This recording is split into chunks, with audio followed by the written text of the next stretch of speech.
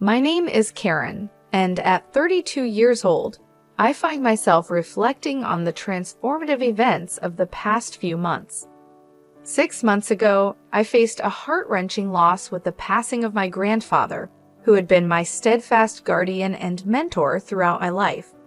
Today is a significant day, as the lawyer is scheduled to reveal the details of my grandfather's will, a moment that feels both heavy and hopeful. Seeking comfort during this emotional time, I am grateful for the presence of my sister, Helen, who is 3 years older than me. We share a bond forged in adversity, having lost our parents in a devastating accident 22 years ago. Since that tragic day, our grandparents took us under their wings, showering us with love and guidance. However, our family felt the sting of loss again when our grandmother died from an illness, leaving us in the caring but increasingly fragile hands of our grandfather. His health declined over the years, and out of deep concern, I moved into an apartment close to his home to ensure I could visit him regularly. Despite my frequent visits, he would often chide me playfully, claiming it was unbecoming for a grown woman to keep returning to her childhood home. Nonetheless, he always greeted me with a smile, his warmth undiminished by the trials of age. Then, during a routine visit, a dire turn of events unfolded as I found my grandfather in severe pain at his doorstep. Frantically, I called for an ambulance, but despite the swift response, he passed away suddenly. Today, as the hour of the will reading approaches, Helen's voice cuts through my contemplation, reminding me to brew some tea for the occasion. As I make my way to the kitchen, I catch a glimpse of her relaxing on the mat, the familiar scent of her strong perfume filling the air, a reminder of her unchanging nature and the continuity of our shared past. I remember my sister Helen's teenage years vividly. She was the epitome of rebellion, experimenting with vibrant hair colors and mingling with a crowd that our grandparents deemed troublesome. Despite the headaches she caused, necessitating frequent apologies from our grandparents, Helen seemed untouched by the disapproval, living her life with a carefree zest. Even as an adult, she maintained that free-spirited approach, working only part-time and often relying on our grandfather for financial support. Today, as the lawyer arrived to read our grandfather's will, I prepared tea to serve. Helen offered a formal greeting that filled the room, acknowledging the gravity of the moment. The lawyer, with his gentle demeanor reminding me of grandfather, accepted the tea and began to disclose the contents of the will. The document revealed that Helen was to inherit a staggering $30 million, while I was bequeathed our family home and the land it stood on. Upon learning about her fortune, Helen burst into laughter, a reaction that left me standing in silent astonishment at the unexpected disparity in our inheritances. While Helen received a literal fortune in cold hard cash, I was left with what appeared to be nothing more than an ancient, rundown house. The irony of the situation wasn't lost on me, and I couldn't help but chuckle quietly at the stark contrast in our fortunes. "How fitting for someone as plain as you," Helen teased, her laughter still resonating through the room. I tried to defend the value of my inheritance by pointing out the considerable size of the land that came with the house. "It's not just the house, there's also the land," I countered. Helen snorted dismissively at my comment. The potential value of the land in such a remote, seemingly forgotten place clearly didn't escape her, yet her preference was clear. "Ah, I would have preferred the cash," she remarked with a smirk, clearly pleased with her lot. The complexity of our inheritances mirrored the differences in our personalities and choices, adding a layer of bittersweet humor to the whole ordeal. Reflecting on the distribution of my grandfather's will, I couldn't help but feel a tinge of disappointment mixed with surprise. "I guess Grandpa really had a soft spot for me," I said, trying to mask the uncertainty in my voice. I reasoned with myself that perhaps he intended for me to preserve the cherished family home and land, a place rich with memories of him and my grandmother. "That's pretty awesome, isn't it?" remarked my boyfriend, Alex, catching me off guard with his reaction as I relayed the details of my inheritance. However, his enthusiasm didn't quite resonate with me. I shook my head, implying that the reality wasn't as rosy as it seemed. As I shared the story, a sense of hollowness washed over me. Voicing the situation felt almost like confirming a sort of perceived lesser value. Trying to lighten the atmosphere, Alex made a rather thoughtless comment about the benefits of beauty and wealth. I gave him a sidelong glance, a silent reprimand for his tactlessness. Realizing his faux pas, he quickly shifted gears, joking about valuing my comfort more than material gains. Alex and I had been together since meeting at a social event, and today marked our first casual outing as a couple. Discussing the inheritance made me ponder the future, even imagining him as a potential husband. Little did I know, this revelation would soon lead to an unexpected twist of regret. A few days later, as I entered the old family house to start the overwhelming job of sorting through my grandfather's possessions, I considered the idea of moving in. Its close proximity to my workplace made it an attractive option. Maybe I could really make a life here, even with a cat, I mused. The lack of rent was alluring, and I figured any maintenance costs could be managed with my savings. The thought of sharing this space with Alex even made me blush, embarrassed by my forward thinking. Rolling up my sleeves to begin cleaning, my contemplation was abruptly interrupted by the ringing of my smartphone. Glancing at the display, I saw my sister's name flash across the screen, hinting at more unexpected developments in what was shaping up to be a series of surprising events. "Hello, Karen. How are you faring in that quaint old house of yours?" she inquired, her tone laced with curiosity and a hint of irony.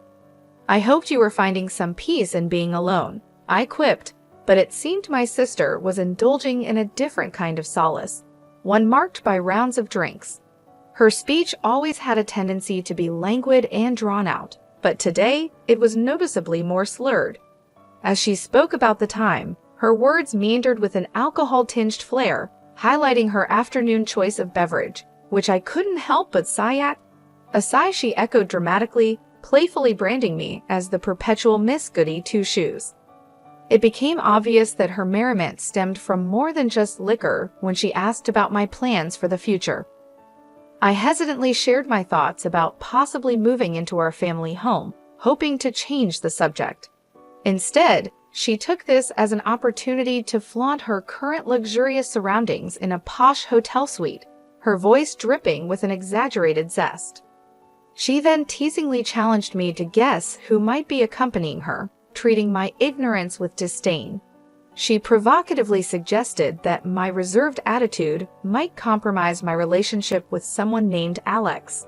To my shock, Alex himself joined the conversation, leaving me reeling and filled with confusion. As Alex's familiar voice came through, a flood of troubling thoughts overwhelmed me. The sudden revelation of my sister's connection with him sketched a troubling image in my mind, one that had me feeling dizzy and unsettled. She went on to boast about capturing Alex's attention, narrating how she had learned of his workplace from me, approached him after work, and charmed him. Her words poured out boastfully, leaving me stunned and silent. Her subsequent apologies did little to soothe the emotional turmoil I felt. When Alex spoke again to explain his side, a chill swept over me, draining my spirit as he admitted his attraction to my sister seemed more appealing and opportune, deepening my sense of betrayal. Trying to express my feelings amidst this chaos was nearly impossible as I grappled with the shock and hurt of the moment. I found myself utterly speechless as Alex tried to rationalize his behavior, almost pleading with me to grasp the seductive appeal of a woman possessing significant wealth. I felt a deep recoil at his words, the sting of rejection and humiliation sharp and sudden. In the background, my sister's laughter, unreasonably loud and triumphant, punctuated the chaos she had wrought.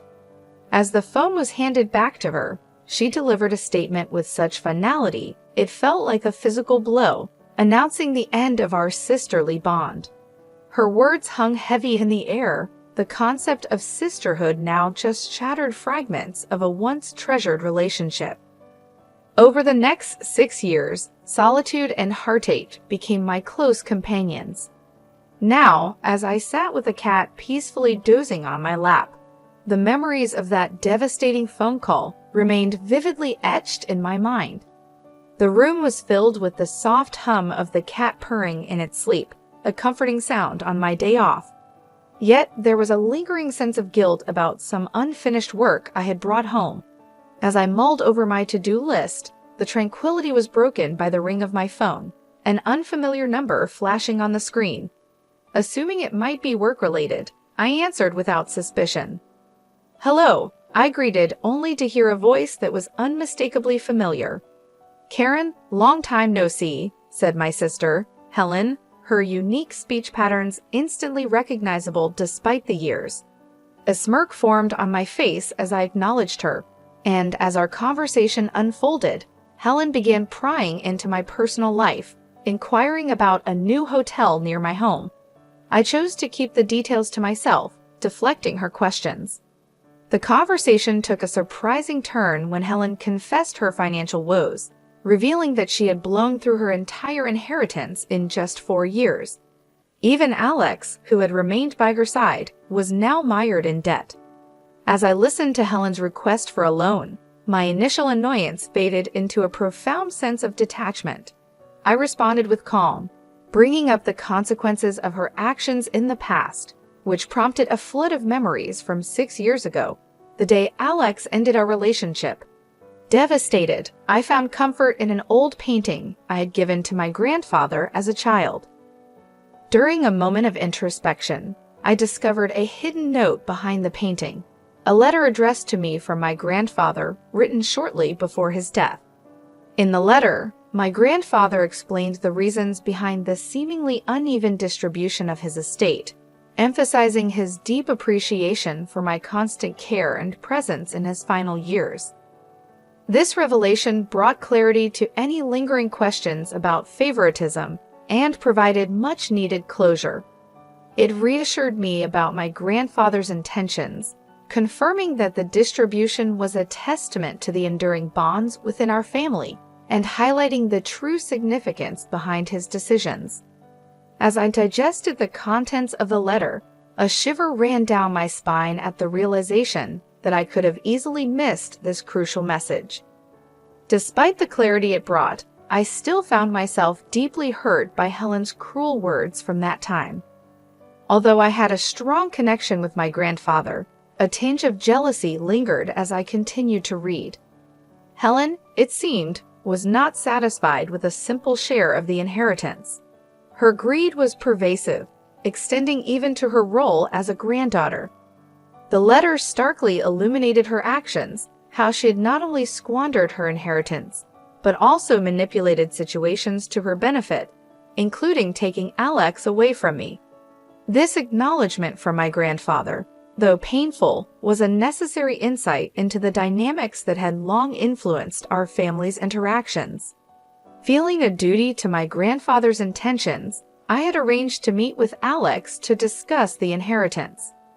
My grandfather's will had been crafted thoughtfully, seemingly granting Helen the larger share at first glance. However, a hidden detail in his letter revealed more. The land I received was expected to grow significantly in value due to urban development nearby. As I read through the letter, my eyes widened with surprise. Grandpa had suggested I could either live on the land if I felt emotionally attached to it, or sell it for a substantial profit when its value increased. His main wish was for my happiness. When I shared this revelation with Helen, she scoffed disdainfully and dismissively called me an old hag. Despite her reaction, I decided to heed our grandfather's advice. I lived in the house for a while, and once I was married and the land's value had risen sufficiently, I sold it. When Helen later approached me for a loan, I firmly told her I wouldn't lend her any money. In her frustration, she audaciously offered to return Alex to me as a bargaining chip. That was the last straw. I unleashed years of pent-up frustration, telling Helen how much her ingratitude repulsed me. I disowned her as my sister, making it clear I was already happily married and had no desire to see Alex again. I ended the conversation, blocked her calls, and apologized to my cat for the emotional upheaval. Unwilling to let go, Helen and Alex mistakenly stormed into what they thought was still my house, causing havoc. The police were called as they destroyed several items. It was then revealed during their questioning that they had previously committed marriage fraud to extract money. Both were arrested and faced charges that could lead to prison time. This final incident underscored the toxic dynamics that had escalated over the years, affirming my decision to cut ties and move on from the destructive relationship with my sister. Having successfully proven my lack of involvement after selling the land and severing ties with Helen, my husband came to pick me up from the police station. As we navigated the bustling corridors, we saw Helen and Alex, both looking distraught and barely recognizable, being escorted to another part of the facility. A wave of melancholy washed over me, seeing how far things had deteriorated, but the warmth of my husband's presence offered a comforting contrast. As we stepped outside into the crisp air, my husband's concerned gaze met mine. "Are you okay?" he asked, his voice laden with worry. I responded with a reassuring smile and placed his hand on my belly, feeling the gentle kick of our unborn child. "I have you and our baby right here," I said, the words not just a reassurance to him, but a reminder to myself of the new priorities in my life. The ride home was quiet but filled with an unspoken understanding and comfort. We didn't need to discuss what had just transpired. We were both just relieved to be moving past the chaos. As we drove, I looked out the window, watching the scenery blur past, and reflected on the tumultuous events that had unfolded over the years. It dawned on me how life had thrown such unexpected challenges my way, and yet here I was, with a partner who stood by me and a new life blossoming inside me. The stark contrast between my current state of peace and the turmoil of the past highlighted a profound truth about the human experience.